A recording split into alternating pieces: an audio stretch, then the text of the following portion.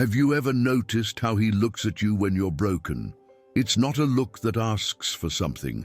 It's not a look that judges. It's a look that sustains, as if he sees through your skin and finds something there that even you don't know. Something that doesn't need to be fixed, just seen. Master Eckhart, the medieval mystic who was persecuted by the church for his uncomfortable truths, knew something that few dared to admit. God does not dwell only in golden altars or in the elaborate words of sermons. He pulsates, alive and present, in the silent gaze of a dog who decided to accompany you to the end. God is in all creatures, Eckhart wrote in his forbidden sermons, and they are impregnated with him. It wasn't a metaphor, it was direct experience. For him, the divine manifested itself with more purity through beings who did not know how to pretend, who did not know how to lie, who did not know how to be anything other than pure presence. There is something in your dog's gaze that theology has never been able to explain. The way he looks at you in your worst moments, without haste, without expectations, without the need for you to be better than you are, as if saying in silence, "I see you, and it is enough."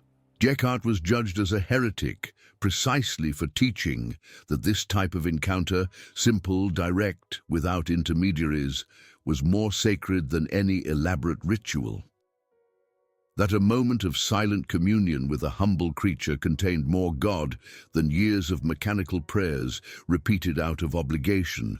Perhaps that is why, when you look into your dog's eyes, you feel something you cannot name.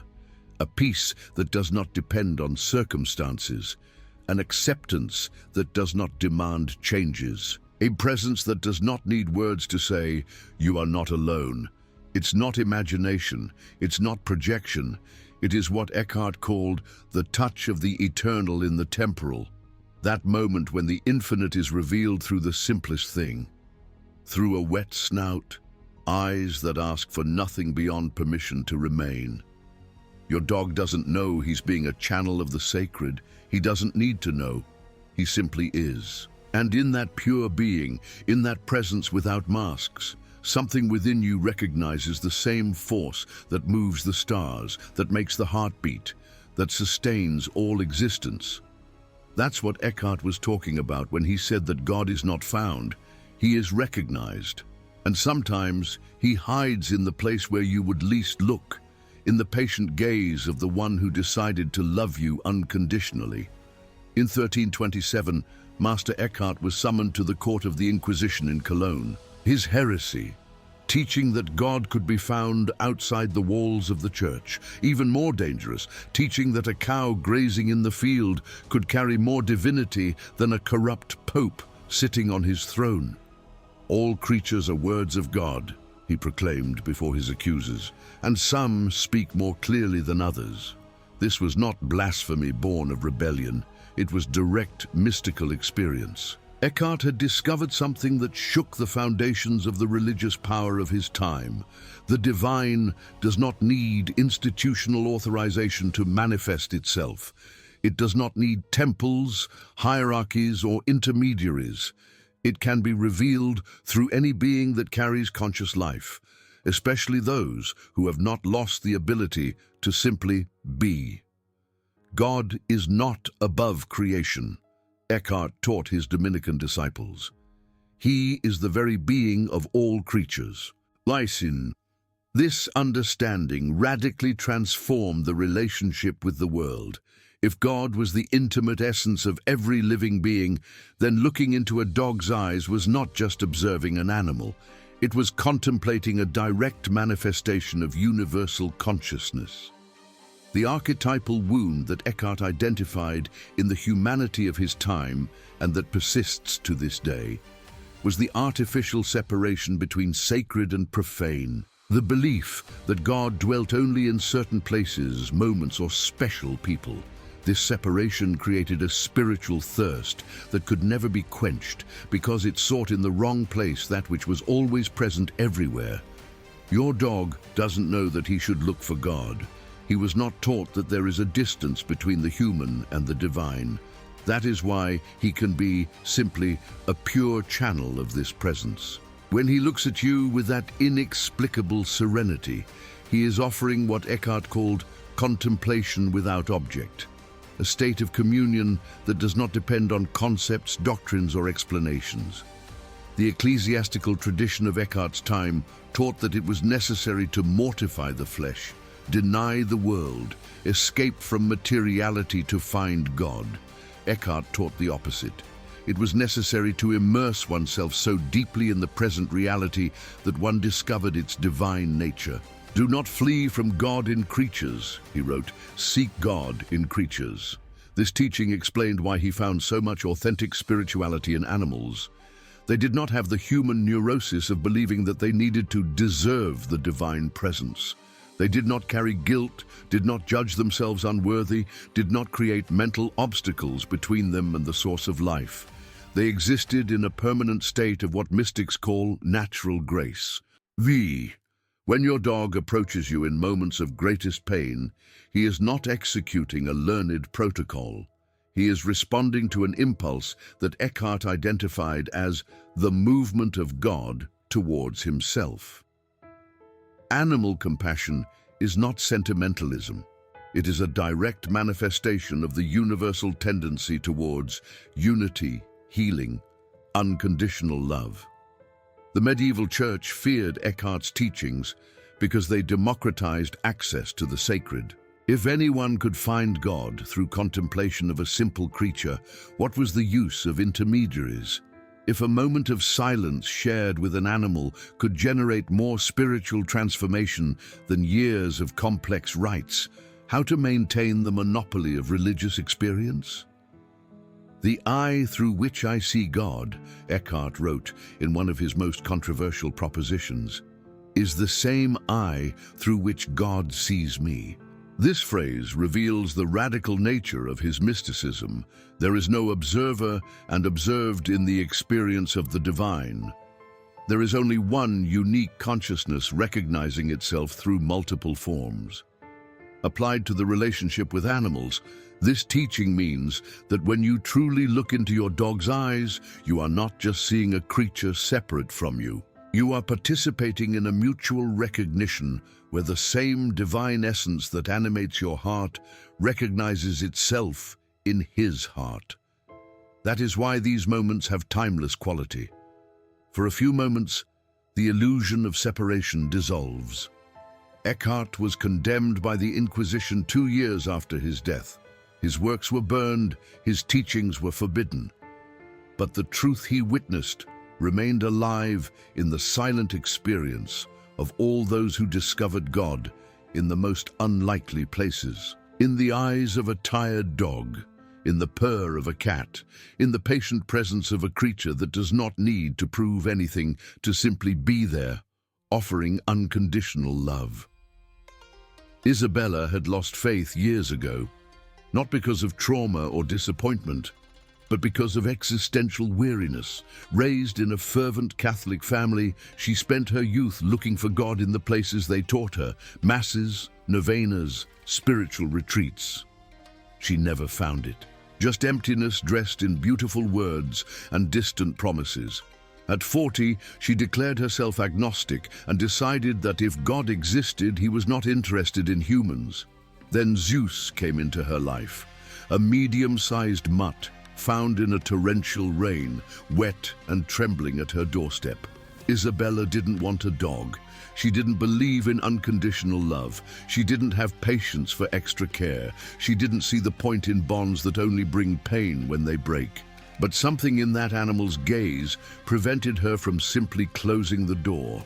During the first months, Zeus was just Zeus, a dog that ate, slept, needed walks. Isabella fulfilled the basic obligations without emotional involvement. Until the night she had a panic attack in the middle of the night. She woke up suffocating, her heart racing, the feeling that the world was collapsing on her. And that's when Zeus did something that changed everything. He didn't bark to wake up the neighbors. He didn't run in circles trying to get attention. He simply approached slowly, lay down next to her on the bed and looked for hours, without blinking, without moving, without making any sound. He just sustained the gaze, as if saying silently, "I am here, and I will stay." At that moment, Isabella felt something she couldn't name. A presence, a peace, a feeling that she was not alone in the universe. "It was as if he saw through me," she told me years later, "as if he knew a part of me that I had lost." During the following months, Zeus developed a peculiar behavior. Whenever Isabella was about to have another episode of anxiety, he appeared out of nowhere and simply watched her. Not with expectation or concern, with absolute serenity, as if he were a spiritual anchor, reminding her that there was something greater than her anguish. Thomas had been a Protestant pastor for 15 years when he lost his son in a car accident. At 22 years old, the young man was starting his life, full of plans and dreams. The loss was devastating. Thomas spent months trying to find meaning in what had happened, searching the scriptures for some explanation that would bring peace. He found only empty words and concepts that did not touch the depth of his pain. He began to question everything he believed in. If God was love, how had he allowed that? If he had a plan, why did it include so much suffering? If he really cared about humans, where was he when his son needed him most? The faith that had sustained his entire life unraveled like a house of cards. Thomas continued preaching out of professional obligation, but the words came out mechanical, lifeless, without conviction. It was Benny who brought him back, a golden retriever that had belonged to his son and that, after the accident, was under his care. Thomas didn't want the dog. It was too painful a reminder. But he didn't have the heart to get rid of the last physical connection with his lost son. For weeks, Thomas and Benny avoided each other, until the morning when the pastor woke up crying after a particularly vivid nightmare about the accident. Benny approached silently, rested his head on Thomas's lap, and simply remained. He didn't try to play to distract him. He didn't bring objects to cheer him up. He just offered pure presence. At that moment, Thomas recalls, I felt God for the first time since the accident, not in the words I preached, but in that gaze that did not judge my pain, that didn't try to explain it, that just welcomed it. During the following months, Benny became Thomas's true pastor. He taught him, through silent example, how to be present for someone who suffers, how to offer unconditional love, how to be a channel of compassion without needing to understand the whys. Eleanor lived in a constant feeling of spiritual inadequacy. She had meditated for years, attended Buddhist retreats, read books on enlightenment, practiced yoga daily, but she always felt that something was missing, an authentic connection with the transcendent that seemed to slip through her fingers. The more she tried to reach elevated states of consciousness, the more distant she felt from any genuinely spiritual experience. Mila, her Persian cat, watched these attempts with typical feline indifference. Until the day Elena, exhausted from so much searching, collapsed on the living room floor and cried for hours. She cried for the feeling of spiritual failure, for existential loneliness, for the suspicion that perhaps she was not worthy of transcendent experiences. Mila approached slowly, lay down next to Elena, and looked her directly in the eyes, not with pity or concern, but with a serenity that seemed to come from ancient eras. For a few minutes, Elena felt that she was being seen by something much greater than a domestic cat. She felt recognized by an intelligence that did not need words to communicate total acceptance. I realized that I had spent years looking in the wrong places, Eleanor reflects. The experience of the sacred was there, happening every day, every time Mila looked at me with that infinite patience. I was just too blind to see. From that day on, Elena began to find the transcendent not in elaborate practices, but in simple moments of silent communion with her feline companion. These accounts echo the experience that Eckhart had throughout his life, the discovery that the divine is revealed more clearly through beings who have not lost the ability to simply be, who have not created mental barriers between them and the source of life, who offer pure presence without expectations of return. If you want to find God, Master Eckhart taught the monks of Erfurt, stop looking for him and allow him to find you. This paradox was at the center of his mystical theology. The authentic experience of the sacred does not come from human effort, but from the ability to become receptive to that which is already present. And nothing demonstrated this truth more clearly than the relationship with domestic animals. Eckhart observed that the dogs and cats of the monasteries were frequently better spiritual masters than many of the monks. Not because they possessed theological knowledge, but because they naturally inhabited the state that mystics spent decades trying to reach. Pure presence, unconditional love, acceptance of the present moment without mental resistance. The animal does not ask himself if he deserves God's love, he wrote in his private reflections. He simply receives it and transmits it. That is why he can be a clearer channel of divine grace than the man who judges himself unworthy. This observation revealed one of Eckhart's deepest intuitions about the nature of spiritual experience. It does not depend on merits or intellectual preparation, but on the ability to open oneself to what is already being offered.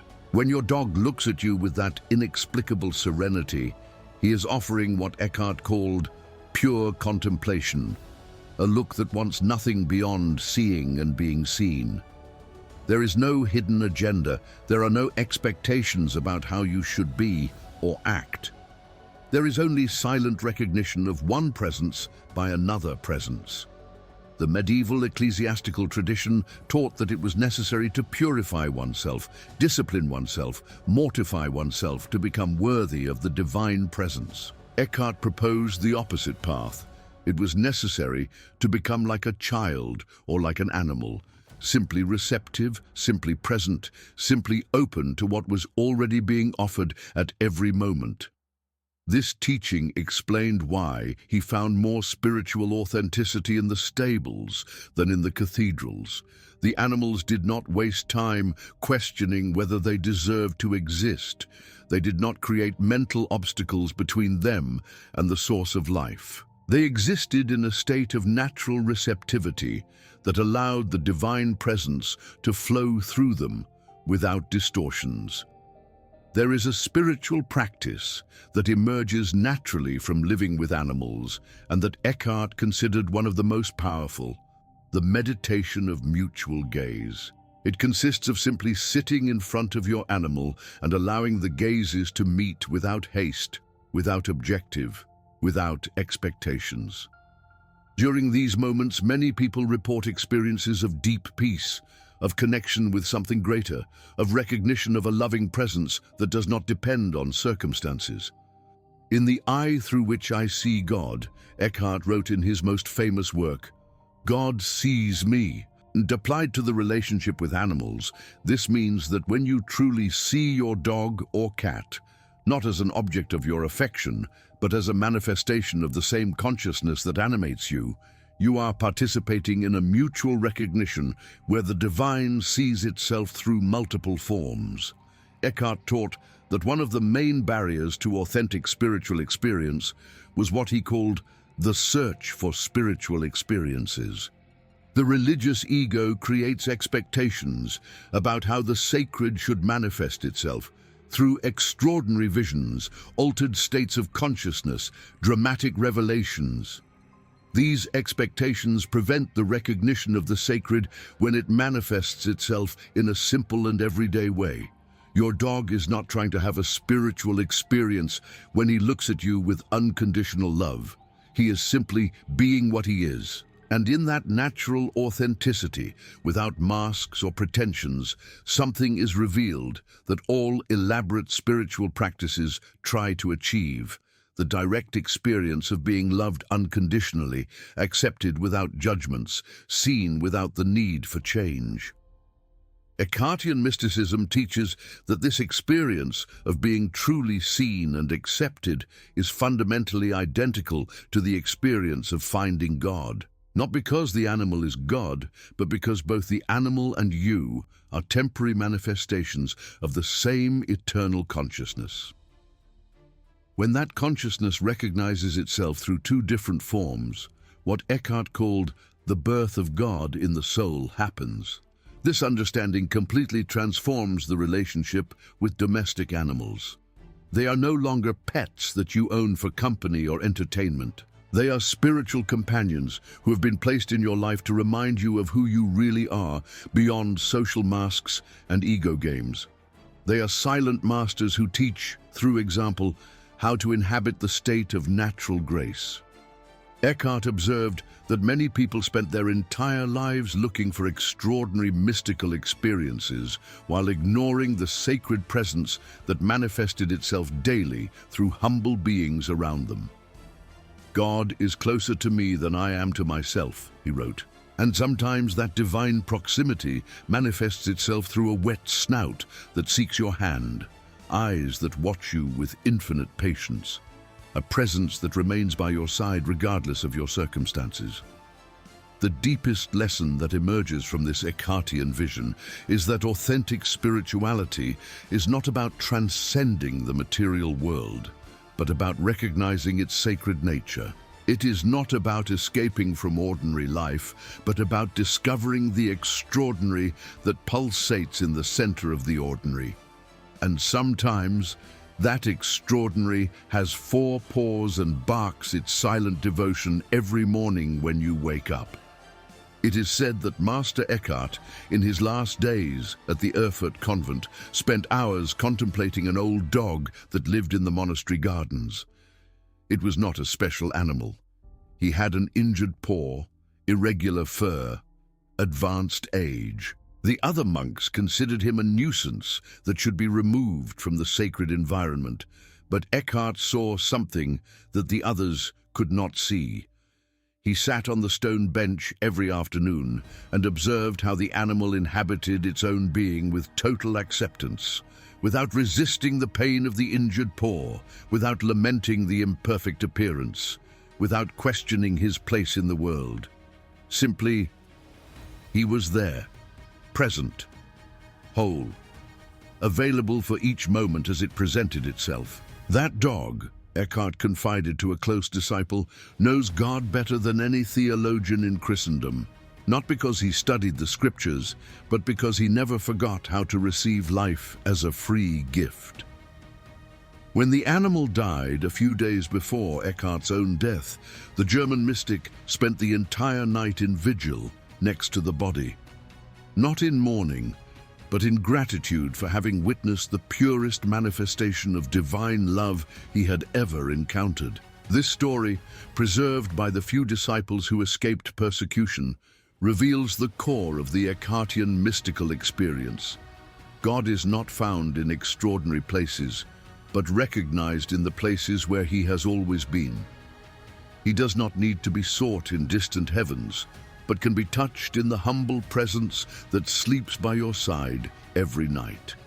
You who have already felt inexplicable peace when looking into your dog's eyes, who have found comfort in the silent purr of your cat when the world seemed to collapse, who have experienced unconditional love through a being who did not know how to feign affection. You have witnessed what Eckhart called theophany, the direct manifestation of God through creation. It was not imagination, it was not sentimental projection, it was conscious participation in the mystery that sustains all existence, the unconditional love that is the very substance of the real. Love that does not depend on merit, does not demand change, does not charge performance. That simply is because it is the essential nature of what Eckhart called the God beyond God. Your animal doesn't know he's being a channel of the sacred. He doesn't need to know. Divine consciousness does not need intellectual understanding to manifest itself. It only needs open hearts, available presences, eyes capable of seeing beyond superficial appearances, It needs someone who stops long enough to recognize the extraordinary disguised as ordinary. When he leaves, because everyone leaves before us, you will know that you are not just losing a companion. You are saying goodbye to one of the greatest spiritual masters you have ever had. A being who taught, through the eloquent silence of pure presence, what it is to be in permanent communion with the source of life. And perhaps, at the moment of farewell, you will finally understand what Eckhart was trying to say when he affirmed that God dies when creatures die and is reborn when they are born. Not because God is mortal, but because each manifestation of conscious life is a unique opportunity for the infinite to know itself through the finite. The pain you will feel will not only be longing, it will be recognition that you were for years in the presence of the sacred without fully realizing it. That you had daily access to what mystics seek in decades of spiritual practices, the direct experience of being loved by life itself, accepted by existence itself, seen by universal consciousness itself. But there is also consolation in this Eckhartian understanding. If God truly dwells in all creatures, then that love that you experience through him has not died. It has only changed form. It continues to manifest itself through every gaze of every animal that crosses your path, through every moment of unexpected tenderness that life offers. And who knows, if you have learned to see with the eyes that Eckhart developed through years of contemplation, you may be able to recognize the same loving presence manifesting itself through other beings, even through other humans who, like animals, sometimes forget their masks and allow the original divinity to manifest itself without disguises. The most precious legacy that he leaves is not the memories. It is the expanded capacity to recognize the sacred wherever it chooses to manifest itself. It is the inner eye that has learned to see God not only on altars, but in wet snouts. Not only in formal prayers, but in barks of joy when you get home. Like if you have ever felt God in the eyes of an animal. Comment if you have found the sacred where you least expected, and share with those who still believe that spirituality has a specific address.